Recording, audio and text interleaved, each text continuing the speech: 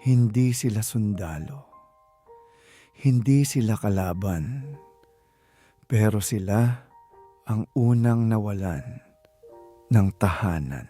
Mga asong naghihintay sa pintuan na hindi na muling bumukas. Mga pusa na kumapit sa mga guho, umaasang babalik ang taong mahal nila. Wala silang alam sa politika, pero alam nila ang sakit ng pagkawala. Sa bawat pagsabog may asong tumahol. Hindi sa galit, kundi sa takot. May hayop na tumakbo, dala lang ang instinct, hindi ang dahilan. Hindi nila pinili ang digmaan, pero sila ang naiwan.